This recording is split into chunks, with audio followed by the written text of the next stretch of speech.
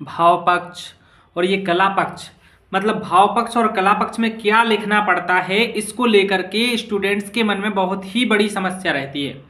So my dear students, आज हम आपको इसी प्रश्न का उत्तर बता रहे हैं कि भाव पक्ष और कला पक्ष में आप चुटकियों में एक ही कॉमन चीज बताएंगे जो सभी में रहेगी, और आपके लिए हम ऐसे आसान आसान से वाक्य बता रहे हैं जो आपको फुल में फुल नंबर दिलाएंगे। 2 में से 2 नंबर मिलेंगे आपको।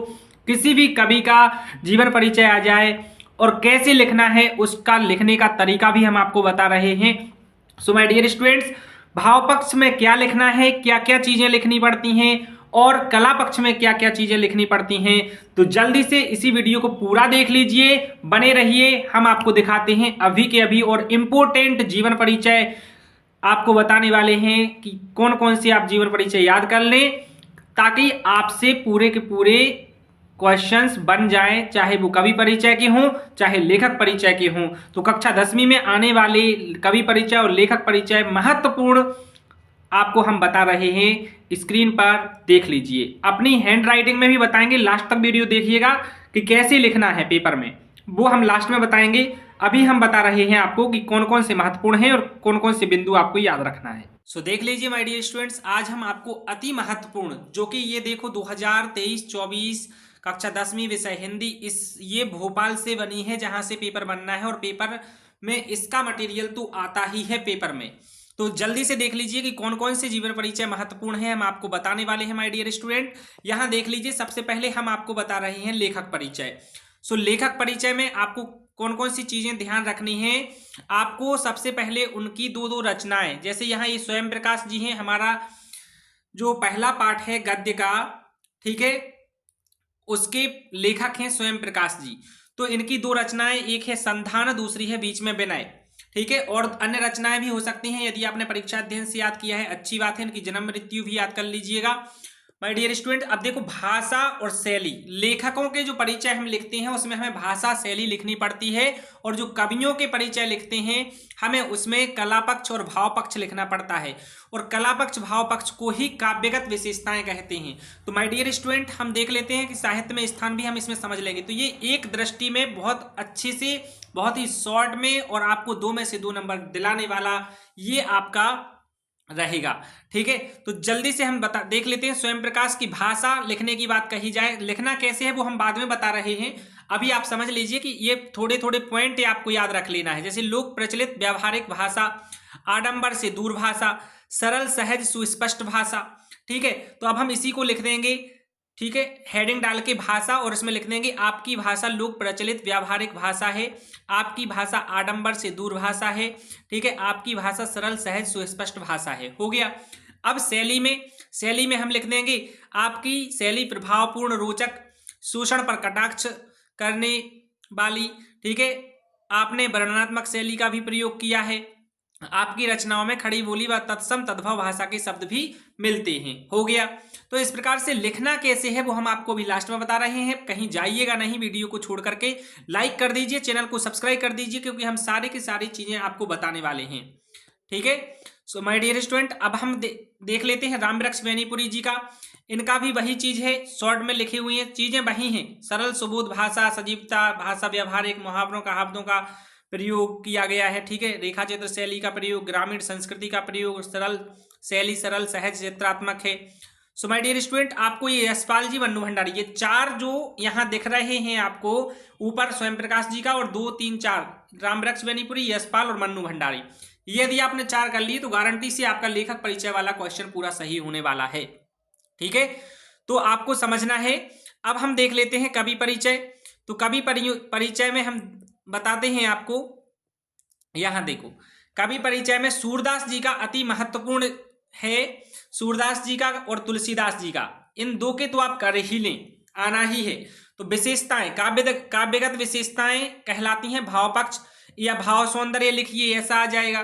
तो भाव सौंदर्य भी वही होता है, कला पक्ष या शिल्प सौंदर्य वही होता है। तो आपको 2 रचनाएं, सूरसागर, सूरसारावली, या फिर साहित्य लहरी भी इनकी रचना है, वो कर देना है। कृष्ण की भक्ति, तो आपको ऐसा लिखना है, भाव पक्ष हेडिंग डाल दोगे, आपकी रचनाओं में कृष्ण भक्ति की प्रधानता है, कृष्ण की बाल लीलाओं का चित्रण किया गया है, आपने श्रृंगार के दोनों पक्षों का चित्रण किया है। हो गया। ऐसे ही फिर कला पक्ष हेडिंग डाल दोगे, इसमें लिखना है आपने मुख्य रूप से ब्रज भाषा का प्रयोग किया है, शैलियों में आपने गेय शैली को प्रधानता दी है, उपमा, रूपक, उत्प्रेक्षा एवं अनुप्रास आदि अलंकारों का प्रयोग किया है। ऐसा आपको लिख देना है, आपको 2 में से 2 नंबर कोई भी नहीं रोक सकता मिलने से। ठीक है। सो माय डियर स्टूडेंट, फिर तुलसीदास जी का भी ऐसा ही है। ठीक है। तो आपको चीजों को समझना है और अच्छे से लिखना है। लिखना कैसे वो हम आपको बता रहे हैं। यहाँ पे भी 4 महत्वपूर्ण कवियों के जीवन परिचय हैं। यदि ये 4 आपने कर लिए तो आपका कवि परिचय भी कहीं नहीं जाने वाला, 2 में से 2 नंबर आपको मिलने वाले हैं। तो जयशंकर प्रसाद और Suryakant Tripathi Nirala. So my dear students, अब आती है बारी कि लिखना कैसे है। तो देख लीजिए, हम आपको दिखा रहे हैं पहले कवि परिचय। तो कवि परिचय देख लीजिए। रचनाओं में रामचरितमानस यहाँ आप देख पा रहे हैं स्क्रीन पे। ठीक है, रामचरितमानस, और यहाँ लिखा हुआ है विनय पत्रिका। ठीक है, तो विनय पत्रिका आपको लिख लेना है। देख लीजिए फटाफट से। अब हम बात कर लेते हैं, यहाँ लिखा है भाव पक्ष। काव्यगत विशेषताएं यदि पूछते हैं तो भाव पक्ष में क्या लिखना है, देखो यहाँ आप स्क्रीन पे देख पा रहे हैं। दास्य भाव, राम के कल्याणकारी रूप की उपासना, समन्वयवादी दृष्टिकोण। तो इसमें लिखा हुआ है तुलसीदास को राम भक्ति शाखा का प्रमुख कवि कहा जाता है। इन्होंने राम भक्ति मित्र भाव से नहीं बल्कि दास भाव से की है। इन्होंने राम के कल्याणकारी रूप का चित्रण किया है। सो माय डियर स्टूडेंट्स, आपको चीज़ों को समझना है और लिखना है। ठीक है, इस टाइप से आपको लिखना है। फिर कला पक्ष में क्या लिखा है, तो कला पक्ष में यहाँ देखो, यहाँ आप देख पा रहे हैं कि यहाँ है ब्रज एवं अवधि भाषा का प्रयोग, दोहा, चौपाई छंद, सवैया, हरिगीत का छंद का विशेष प्रयोग है। तो यहाँ लिखा हुआ है इन्होंने अपनी रचनाओं को ब्रज व अवधि भाषा में लिखा है। इन्होंने दोहा, चौपाई, हरिगीत का जैसे कई छंदों व अलंकारों का प्रयोग किया है। सो माय डियर स्टूडेंट्स, इस टाइप से ही आपको लिखना है। ठीक है, चलिए अब हम देख लेते हैं फटाफट से लेखक परिचय। तो इसी प्रकार से सभी कवियों के परिचय आप कर लीजिएगा। ऐसा ही लिखना है, ज़्यादा डिटेल में नहीं जाना है, क्योंकि 2 नंबर का क्वेश्चन आना है। 2 नंबर में अपन को ज़्यादा समय बर्बाद नहीं करना है, ज़्यादा नहीं लिखना है। ठीक है, मतलब कम भी नहीं है, लेकिन आपको इतना लिखोगे तो आपको 2 में से 2 नंबर मिल जाएंगे। चलिए देखते हैं अब हम लेखक परिचय। इन पे आप देख पा रहे हैं, यहाँ मन्नू भंडारी हेडिंग डाल देनी है आपको। ठीक है, स्पेलिंग थोड़ी सही लिखनी है। यहाँ छोटा ऊ की मात्रा लगी, बड़ा ऊ की लगाना आपको। यहाँ जैसा लिखा है मन्नू भंडारी वैसा लिख दें। उसके नीचे आप हेडिंग डालें 2 रचनाएं। तो 2 रचनाओं में आपको लिख देना है यही सच है, मैं हार गई, या फिर ठीक है कोई और रचनाएं याद है तो वो लिख देना है। सो माय डियर स्टूडेंट, आपको चीज़ों को समझते चलना है और यहाँ लिख देना है। तो यहाँ रचनाएं लिख दी हैं। फिर आपको हेडिंग डालनी है भाषा।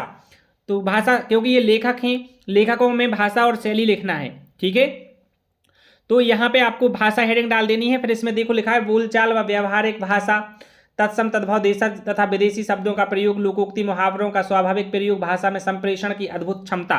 तो ऐसा इसमें लिखा है इनकी सरल, सुबोध व सुस्पष्ट भाषा है। इन्होंने तत्सम तद्भव देशज आदि शब्दों का प्रयोग किया है। इन्होंने मुहावरों, लोकोक्तियों का प्रयोग भी किया है। हो गया। ठीक है, तो ज़्यादा नहीं लिखना है अपन को। इसमें से 3 पॉइंट भी आपने यदि लिख दिए तो आपका हो गया। अब हमें शैली लिखना है। तो शैली में हम कैसे लिखेंगे माय डियर स्टूडेंट, आपको चीज़ों को समझते चलना है। ठीक है, शैली में हम लिखेंगे, देखो यहाँ आप देख पा रहे हैं, शैली में यहाँ आपको देखने को मिल रहा है कि कौन कौन सी शैलियों की बात की। देखिए, तो ये ऐसी शैली हेडिंग डाल दी और यहाँ आपको लिखना है फिर कि इनकी शैली भावनात्मक स्थलों पर भावनात्मक शैली रही है, वर्णनात्मक शैली का प्रयोग भी किया है, संवाद शैली से अपनी रचनाओं में सजीवता को भरा है। ठीक है, जरूरी नहीं है कि पूरा लिखो, फिर ऐसा ये याद है यदि आपको तो याद लिख दो। तो माय डियर स्टूडेंट्स, आपको इसी टाइप से लिखना है। यदि साहित्य में स्थान आता है तो आपको लिख देना है कि आपका हिंदी साहित्य जगत में महत्वपूर्ण स्थान है, बस। और एक एक मुख्य बात उनकी याद रख सको तो, नहीं तो ये सेंटेंस तो सबके लिए कॉमन है कि आपका हिंदी साहित्य जगत में महत्वपूर्ण स्थान है। ठीक है, सो माय डियर स्टूडेंट्स, कैसी लगी ये वीडियो? यदि अच्छी लगी है तो लाइक कर दीजिए, शेयर कर दीजिए दोस्तों में, ताकि कोई भी दोस्त वंचित ना रहे और 2 में से 2 नंबर मिल जाए उसको, चाहे वो लेखक परिचय हो, चाहे जीवन परिचय हो कवियों का। ठीक है, सो माय डियर स्टूडेंट्स, ऐसे ही हम अगले टॉपिक के साथ मिलते हैं आपको पुनः अगली वीडियो में। तब तक के लिए मुझे इजाजत दे दीजिए। जय हिंद, वंदे मातरम।